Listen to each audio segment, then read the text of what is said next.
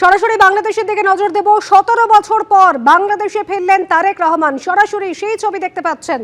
বাংলাদেশে ফিরলেন তারেক রহমান। একদিকে বাংলাদেশে যেরকম রাজনৈতিক টালমাটাল পরিস্থিতি, অগ্নিগর্ভ পরিস্থিতি, সেই অবস্থায় 17 বছর পর দেশে ফিরলেন তারেক রহমান। সিলেটের বিমানবন্দর ইতিমধ্যেই অবতরণ করেছে তারেক রহমানের বিমান। ইতিমধ্যেই তিনি রওনা হচ্ছেন, দেখতে পাচ্ছেন। ঢাকায় পৌঁছলেন তারেক রহমান। তারেক রহমানের স্বদেশে প্রত্যাবর্তন ঘিরে কড়া নিরাপত্তার ব্যবস্থা, এবং তার মধ্যেই তারেক রহমান তিনি কিন্তু ঢাকায় ফিরেছেন। গতকালই বিএনপির ভারপ্রাপ্ত চেয়ারম্যানের 3 দিনের কর্মসূচি ঘোষণা করা হয়েছে বিএনপির তরফ থেকে। যেটা জানা যাচ্ছে, অসুস্থ মাকে দেখতে যাওয়ার পাশাপাশি ওসমান হাদির সমাধিস্থলেও যেতে পারেন তারেক রহমান। প্রথমে মেলেনি প্রশাসনের অনুমতি। দিনের দিন আদালতের অনুমতি নিয়ে সাগরদ্বীপে সভা করলেন শুভেন্দু অধিকারী।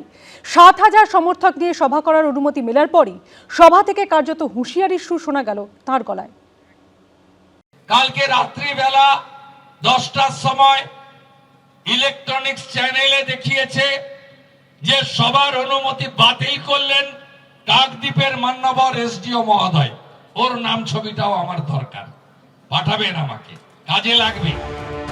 ধোপে টিকল না প্রশাসনের আপত্তি। ফের একবার আদালতের অনুমতি নিয়ে সভা করলেন শুভেন্দু অধিকারী। যোগ দিলেন বিজেপির মথুরাপুর সাংগঠনিক জেলায় পরিবর্তন সংকল্প সভায়। বুধবার দক্ষিণ 24 পরগনার সাগরদ্বীপে শুভেন্দু অধিকারীর সভার অনুমতি দেয়নি স্থানীয় প্রশাসন। এই নিয়ে মঙ্গলবার মহকুমা শাসককে চিঠি দেন সাগর থানার ওসি। সেই চিঠিতে উল্লেখ করা হয়, গঙ্গাসাগর মেলায় পুণ্যার্থী ও বিরোধী দলনেতার নিরাপত্তার কথা মাথায় রেখে অনুমতি না দেওয়ার সিদ্ধান্ত নেওয়া হয়েছে। চিঠিতে বলা হয়, বিরোধী দলনেতা জেড ক্যাটেগরির নিরাপত্তা পান। ভিভিআইপি প্রোটোকলে বিকল্প রাস্তা নেই। অনুমতি না পেয়ে আদালতের দ্বারস্থ হন শুভেন্দু অধিকারী। বিচারপতি কৃষ্ণা রাওয়ের দৃষ্টি আকর্ষণ করেন তিনি। বুধবার গঙ্গাসাগরে শর্ত সাপেক্ষে শুভেন্দু অধিকারীর সভায় অনুমতি দেয় কলকাতা হাইকোর্ট। রাজ্য সরকারের প্রস্তাব অনুযায়ী সভায় অনুমতি দেয় আদালত। দুপুর 1টা থেকে বিকেল 5টা পর্যন্ত সভায় অনুমতি দেওয়া হয়।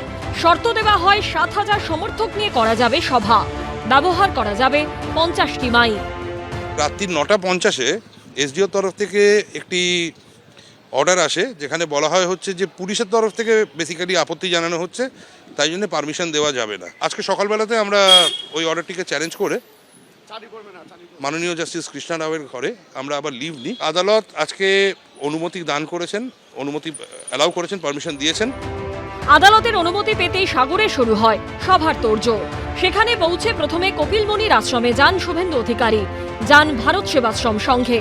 তারপর সভামঞ্চে বলতে উঠে মমতা বন্দ্যোপাধ্যায় ও তার সরকারকে তীব্র আক্রমণ করেন। উনি জানেন উনার সঙ্গে মানুষ নেই, কোনো মানুষ নেই। কেন নেই? কেন্দ্রের এবং আপনাদের যে অধিকার, ভারত সরকারের উন্নয়নের কাজ আপনারা পাননি। চুরি, জোচ্চুরি, দুর্নীতি ছাড়া অন্য কিছু করেনি। আপনি সপরিবারে জেলে যাবেন, এত চুরি করেছেন আপনি। একটা গান আছে জানেন তো, চিরদিন কাহারও সমান নাহি যায়। আমি এই অফিসারদের থেকেও বড় বড় মাতব্বর অফিসারদের দেখেছি, যারা 11-র আগে আমাদের সঙ্গে এই ব্যবহার করত, 11-র উপরে স্যালুট দিত। উনি তো 2020 সালের নভেম্বর মাস অবধি এই সরকারের মন্ত্রী ছিলেন। কখনো এইখানে তৃণমূল কংগ্রেসের তিনি ছিলেন বিধায়ক, কখনো সাংসদ, কখনো রাজ্যের মন্ত্রী। আপনি যতদিন ছিলেন খারাপগুলো বলে তার প্রতিবাদে ইস্তফা দেননি কেন? বুধবারই শুভেন্দু অধিকারীর ঝাড়গ্রামে সভাতেও অনুমতি দেয় হাইকোর্ট। 28শে ডিসেম্বর ঝাড়গ্রামে হবে শুভেন্দু অধিকারীর সভা। সকাল 10টা থেকে বিকেল 5টা পর্যন্ত কর্মসূচিতে মিলল অনুমতি। বিরোধী দলনেতা হিসেবে এখনো পর্যন্ত শুভেন্দু অধিকারীর 102টি কর্মসূচির অনুমতি দিয়েছে আদালত। সৌভিক মজুমদার ও শিবাশিস মৌলিকের রিপোর্ট, এবিপি আনন্দ। সুপ্রিম কোর্টের দেওয়া সময়সীমার মধ্যে আরজিকর মেডিকেলে পোস্টিং পেলেন না চিকিৎসক অনিকেত মাহাতো। কেন সর্বোচ্চ আদালতের নির্দেশ মান্য করা হচ্ছে না, প্রশ্ন তুলে স্বাস্থ্য ভবনে ডেপুটেশন দিতে যান চিকিৎসকদের একাংশ। যদিও পুলিশি বাধায় খালি হাতেই ফিরতে হলো তাদের। এই অর্ডারটা দেখাও, সুপ্রিম কোর্টের অর্ডার, পড়ে দেখুন। দফায় দফায় কথা কাটাকাটি ধস্তাধস্তি, চ্যালেঞ্জ পাল্টা চ্যালেঞ্জ। চিকিৎসক অনিকেত মাহাতোর পোস্টিং বিতর্কে ফের একবার তপ্ত হয়ে উঠল স্বাস্থ্য ভবন চত্বর। সুপ্রিম কোর্টের নির্দেশ সত্ত্বেও চিকিৎসক অনিকেত মাহাতোকে আরজিকর হাসপাতালে পোস্টিং দেওয়া হচ্ছে না কেন, এই প্রশ্ন তুলে বুধবার স্বাস্থ্য ভবনে ডেপুটেশন দিতে যান অনিকেত মাহাতো, দেবাশিস হালদার সহ চিকিৎসকদের একাংশ। মিছিলে অংশ নেন joint platform of doctors, West Bengal junior doctors forum, Abhaya youth forum ও মেডিকেল সার্ভিস সেন্টারের সদস্যরা। সুপ্রিম কোর্টের রায় মেনে অবিলম্বে ডাক্তার অনিকেত মাহাতোকে আরজিকরে পোস্টিং দিতে হবে। শেষ পর্যন্ত খালি হাতে ফিরতে হলো তাদের। যদি সুপ্রিম কোর্টের নির্দেশিকা একটা রাজ্য সরকার না মানে, তাহলে এই রাজ্য সরকারের তৈরি করা নিয়মকানুন বাকিরা মানবে কেন? যদি সুপ্রিম কোর্টের নির্দেশিকা একটা স্বাস্থ্য ভবনের মতন কর্তৃপক্ষ না মানে, তাহলে যে স্বাস্থ্য ভবন সারা পশ্চিমবাংলার স্বাস্থ্য ব্যবস্থাকে পরিচালিত করে, সেই পরিচালন তারা কিভাবে করবেন? ব্যারিকেড দিয়ে আটকে দেওয়া হয় আন্দোলনকারী চিকিৎসকদের পথ। স্বাস্থ্য ভবনের মুখে হেলথ রিক্রুটমেন্ট বোর্ডের দপ্তরের সামনেই থমকে যায় মিছিল। পুলিশ কর্মী ও আধিকারিকদের সঙ্গে বাগযুদ্ধে জড়িয়ে পড়েন চিকিৎসকদের একাংশ। আধ ঘন্টার উপর চলে চাপানোতরের এই পরিস্থিতি। আপনি রাস্তা আটকে রেখেছেন কেন? আপনি রাস্তা আটকে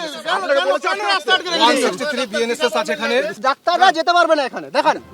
আরজিকর কাণ্ডের অন্যতম প্রতিবাদী মুখ অনিকেত মাহাতো।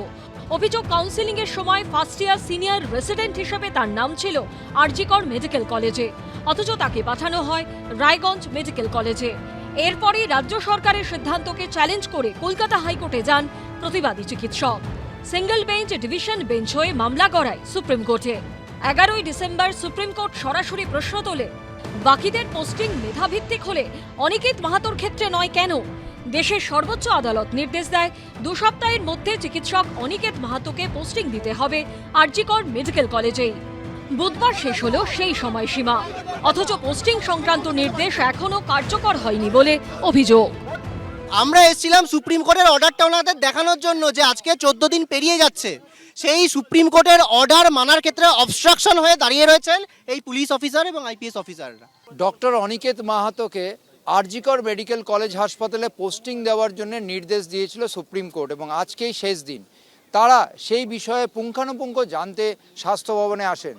শুধু অনিকেত মাহাতো যে এসছেন তা নয়, ডক্টর দেবাশিস হালদার সহ বিভিন্ন জুনিয়র ডাক্তার তারা এসছেন, সিনিয়র ডাক্তাররাও এসেছিলেন। অভয় মঞ্চের যে ইউথ ফোরাম তাদের পক্ষ থেকে এখানে তারা উপস্থিত হয়েছিলেন, কিন্তু দেখা গেল পুলিশ ব্যারিকেড করে তাদেরকে ঢুকতে দেননি। এই সরকারটা তো কোনো গণতান্ত্রিক ব্যবস্থার উপরে বিশ্বাস করে না, এরা কোর্টের রায়কে মানে না, এরা দেশের প্রধানমন্ত্রীকে মানে না, রাজ্যপালকে মানে না, রাষ্ট্রপতি সম্পর্কে কদর্য বিবৃতি দেয়। এদের কাছ থেকে আপনি কি প্রত্যাশা করেন? এখানে বহু অর্ডার কমপ্লাই হয় না। নবান্ন বা কালীঘাটের এই সুপ্রিম পাওয়ারের সোর্স কি? সভরিন দেশের হাইয়েস্ট জুডিশিয়াল এস্টাবলিশমেন্ট, তাদের রায় হলো এই ডাক্তারের পোস্টিংয়ের ব্যাপারে। It's a gross violation.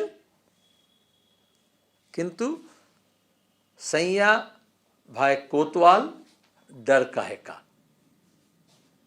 Hindi প্রবাদটা এমনি এমনি আছে। এ নিয়ে পাল্টা খোঁচা দিয়েছে তৃণমূল। আইনের বিষয় কোর্টে বলবেন, কোর্টের বিষয়। আবার এটাও তো পাশাপাশি গ্রামের মানুষ, জেলার মানুষও দেখছেন যে যারা নাকি খুব বিপ্লবী, তাদের জেলায় যেতে বুকে ব্যথা করে, তাদের সব ক্রিম পোস্টিংয়ে রাখতে হবে, নইলে তারা কোর্টে চলে যাবে। প্রশ্ন হলো, এই টানাপোড়েনের ঝিলম করঞ্জাই, ঝিলম করঞ্জাই, আশাবুল হোসেন ও উজ্জ্বল মুখোপাধ্যায়ের রিপোর্ট, এবিপি আনন্দ। এবিপি আনন্দ, এগিয়ে থাকে, এগিয়ে রাখে।